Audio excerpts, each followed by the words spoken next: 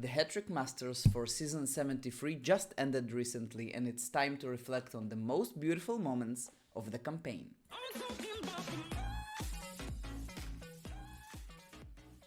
Hey guys, it's Uncle-Mish with the Hattrick Masters review for season 73. We have a new champion, but before I'll go and show you the final stages of the competition, let's talk about one of the interesting things that I've noticed even before the kickoff. And the thing is, a lot of experienced managers are going to the Hattrick Masters with their second and even third team. So some of the communities are sending a lot of participants. Israel had 5. A lot of other communities had even more, from Scandinavia, Norway and Denmark, if I'm not mistaken, sent 6. Italy sent more, but the top was the Netherlands, sending 12 participants to the Hattrick Masters. And that's quite an amazing number. Think about it. 12 managers from Holland were playing with their teams in the Hattrick Masters. Second was some of the managers even participated in the Hattrick Masters with 2 of their teams. And if I'm not mistaken, we had quite a lot of them, like 6 or 7 or even 8 managers with 2 teams playing in the Hattrick Masters. Then the draw for round number 1, and unfortunately for some teams, a big clashes started even at round number 1. So the only game from the beginning of the competition that I want to show you is this very interesting match between an Italian manager and Russian one. The Russian manager, his team is Breeze, and he has an amazing team. He was the double holder in Russia, winning the cup and the championship. So the sole representative, and unfortunately for Russia, he lost 1-0. Looking at the ratings, he lost midfield, not by a lot, but his defense attack ratios were very impressive. Unfortunately for him, he couldn't hold it, and despite having 566 head stats, he lost to the Italian managers with 539. Now let's start moving on, and I want to progress to the last round of 16. Here, one thing to mention, we already have few managers that had couple of teams in the Hattrick Masters. The Dutch manager, de Rodenburst, is playing in this round of 16. Round number 5 with 2 teams, Qatarenburst from Qatar and de Rodenburst, his main team from Holland. Also we had Corinthians Mozambique. This Brazilian manager were playing with 2 teams, and his main team lost just the game before, the round before, in round number 4, and that was a big upset there. So very unfortunate match for him. He should have gotten 2 teams to the last 16 as well. So let's go over the matches quite quickly. The Rodenburst, oops, wrong match. I wanted to show you this later. So moving on, round number 5. The Rodenburst won against Baribalki, a very strong team, as you could see here. He was losing midfield but winning the defense, but the opponent was having better defense as well. Overall head stats was a little bit more for Baribalki, with 500 plus head stats to 483 for the Rodenburst. Next game was Corinthians Mozambique against Italianita, a very strong Georgian manager. The Georgian manager won here, and Corinthians Mozambique, the Brazilian manager Alexander, lost his second team in the Hattrick Masters. But the ratings here were amazing, one of the highest ratings in the whole competition. 18 midfield each, very strong attack and defense ratings for Corinthians Mozambique. He scored 600 head stats in this game. 600 head stats to 583. So one of the most amazing ratings by head stats for both teams in this match. Unfortunately for the Brazilian manager, the Georgian won this match and progressed to the next round. I wouldn't say it was an upset, it was a coin toss, but the very high rating and the top-notch match, like in all the Hattrick Masters. Here Gremio lost to Debilov in this match. The ratings you could see here much lower, so sometimes you just need a lot of luck with the draw. Sub 500 head stats. Next one was Korean's Canoes, another Dutch manager, but playing with his Nigerian team. Maud Koren won this game 5-4, and he won this game. Wait a second. Yeah, he won this game in the overtime, and Korean's Canoe played like 3 times in overtime in this Hattrick Masters up until this round even. So here he was losing the midfield by a little bit, but he was winning defense attack ratios a lot. 541 head stats, almost 100 head stats more than his opponent, and he was dragged into the overtime. Very unfortunate for him, but luckily he won, so he progressed to the quarter-final. Next one was Western Young Boys against Gajin Gogo. Gajin Gogo won this match. Very impressive ratings. He was winning the midfield and the defense attack ratio just to progress to the next round. He scored 527 head stats to 478 of his opponent. The second team of the Dutch manager, the Qatarenburg team from Qatar, lost to Messi, Robinho and Silva 2-1. The ratings here were quite equal in the midfield, but the defense attack ratios was going more favorable for Messi, Robinho and Silva, and he scored 482 head stats to 448. In this match, Broskut, again a team that participates regularly in my power ranking, were playing against Brasilia, and he won this match. In this match, we had lower midfield, again, 2 sub 500 head stats results, and comparing to the 600 and 583 that we had in the game between Corinthians Mozambique and Italianita from Georgia, that's such a big comparison, such a big gap. Here we had Thialis's team. He lost to Mafia SK from Turkey, a team that had quite a lot of luck in the Hattrick Masters. Here he had slightly lower head stats, but still he won. And the last one was... Wait a second. Oh, yeah, that's the game that I wanted to show you. The second team of the Brazilian manager with Corinthians Mozambique, who lost to Italianita while having 600 head stats. This is the game that he lost with his main team, Gavallo, in round number 4. So, big midfield advantage, big defense, nice attack overall. He scored 536 head stats. His opponent only had 401. So the gap was almost 130 head stats points. Yeah, him ratings, it's not everything, but the defense attack ratios and the midfield ratios should have given him the victory here. Very unfortunate match. And both his teams were eliminated in round number 4 and round number 5. Moving on to the quarter-final. And in the quarter-final, we had Broskut against Debilov, the Uncle-Mish against Gajin Gogo, we had Italianita against Mafia, and Maud Korens against Messi, Robinho, and Silva. Let's check the matches. Come on. Open up. Yes. Okay, so Broskut against Debilov.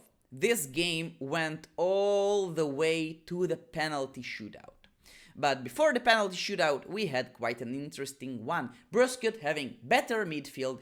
They had two stronger, like one strong defensive side and one strong attacking side, while having slightly less in the two other sides. But with midfield control, you could say it was quite equal. Ratings here was 530 for Broskut and 507 from Debilov. But considering that this is with overtime, the overall ratings were quite higher. But Debilov progressed to the semi-final. the Rodenburst against Gajin Agogo, and the Rodenburst, I have to say, they are playing very interestingly. I was making the video about the creative bunker. Every game they are playing creative. So this is the tactic that they are always choosing, slightly decreasing their defense rating but playing for specialities. And in this quarterfinal they had practically the same midfield but better defense and nice attack. They were more favored in this game against Gajinigogo, and they won 521 headsets to 499, progressing to the semi-final. Next it was the Georgian powerhouse Italianita playing against Mafia SK from Turkey, and here we had quite an upset. You could see here the Georgian team completely dominated the midfield, having very strong center defense, very nice right side defense, and quite quite strong of an attack. They lost this match, and I think they were more favored. They scored 519 headstats to only 440. And again, yeah, we know that headstats it's not everything, but you are winning midfield, you have a lot of chances to score, and unfortunately for you, you are only scoring one goal in the whole game. Yeah, you could expect more. And the last quarterfinal match was Koreans Canoes against Messi, Robinho and Silva. We had big midfield from both teams here, nice defense attack ratios to two sides. The overall ratings was dead equal, 537 for both teams. Unfortunately for Messi, Robinho and Silva, it wasn't enough. He lost 3-1 and Mod Koren progressed to the semi-final. In the semi-final, we had the Rodenburst playing against Mafia SK and Debilov playing against Mod Koren. Let's check these matches before looking at the final. And Debilov lost to Mod Koren. You could see here Debilov actually had better midfield and very strong attack. The overall ratings here were 502 for Debilov, 506 for Mod Koren. But looking at the ratings, so every attack should score, or maybe even every second attack should score, because Mod Koren had much stronger center and left side attack than Debilov's defense, and Debilov had much stronger center and left side attack than Mod Koren's defense. So chance distribution should have decided everything. Debilov had better midfield, so they could expect more chances. Looking at the chance distribution, it was 7 to Debilov and 5 to Mod Koren. Unfortunately for Debilov, they got 0 attacks to their strong left side, and they missed 2 attacks from the center, while they were better. On the other side, Mod Koren got his 2 attacks to the left side, which was quite open against the non-existent right side defense of Debilov, and he were lucky enough to progress to the final. In the other match, we had the Rodenburst playing against Mafia SK. Mafia SK putting all their efforts in the midfield, winning the midfield actually, and producing one strong attacking side with nice defense. It wasn't enough. It wasn't enough also because the Rodenburst got a red card. So at the beginning of the game, the midfield was amazing, 18 each. And two very strong defensive side for the Rodenburst, and only one strong attacking side for Mafia SK, while the Rodenburst having quite an equal attack throughout all the 3 sides, with about 40% chance to score on each side. They scored 1 goal, they got a red card, so eventually the game were much more balanced, and they scored the winning goal in the 89th minute. That was an amazing one. And looking at this, while they scored from, you could check it out here, while having lesser midfield, they should not gotten this attack, and they scored with a 34% chance to score. So yeah, it's possible, but it was a little bit lucky. And then we had an all Dutch final. De Rodenburst with their Dutch manager and Maud Koren, a Dutch manager with his second team from Nigeria, Koreans Canoes. And the final was interesting and very Dutchy.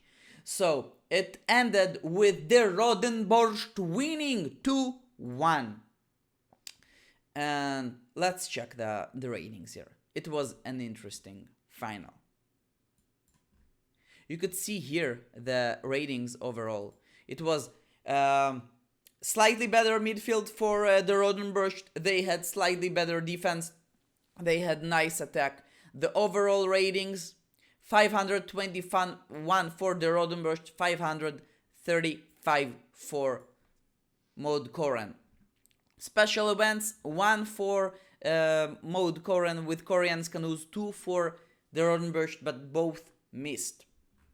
At the beginning of the game, we had De Rodenburst taking the lead in the 30th minute. In the 35th, there was an equalizer from the Koreans Canoes, and the last goal was scored in minute 52.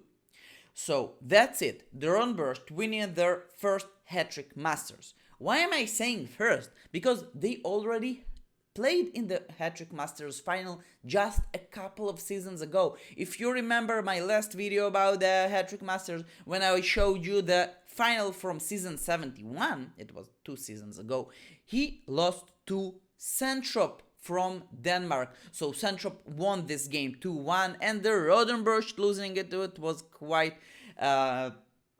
probably a bit devastating, but this time he's feeling much better about himself, winning this one. And the Rodenburst, he's a veteran in the game and veteran in the Hattrick Masters. Let me show you even his first game in the Hattrick Masters was in 2012. So he's participating for 7 years now. Not all his campaigns were quite successful. In most of them he only reached the 3rd or 4th round, but one time he reached the final. It was 2 seasons ago. He lost. This time he's on the winning side, lifting the trophy and lifting the Hattrick Masters. Congratulations to the Rodenburst winning it all. Do you want to see his trophy? Yeah, we want to see his trophy. It's always fun to see the trophy in the trophy cabinet, in the prize shelf. And here we go. We have it here. The Hattrick Masters for season 73 goes to the Rodenburst. And we also had a 600 hat stats match in the Hattrick Masters on neutral grounds. Congratulations to Corinthians Mozambique. Nice match there. So, what's your thoughts about the Hattrick Masters, guys? I would love to hear what are you thinking. Is it okay for managers to participate in the Hattrick Masters with their second and third team? Is it okay for managers to play with 2 teams in the Hattrick Masters? What do you think about the ratings? What do you think about the final? And are you planning to play in the Hattrick Masters for season 74? I would love to hear everything. And that wraps the season 73 Hattrick Masters recap. Hope you enjoyed it. If you want, you could like and subscribe. But as always, just remember, Hattrick, it's more than a game, it's a community. And I'll definitely see you around. Also, I want to wish for everyone who celebrates Merry Christmas, and just check this background that Hattrick made you. It's quite cool. So the Xmas background, I love the thing that they are changing it and keeping it real. Okay, that's it. See you around. Bye bye.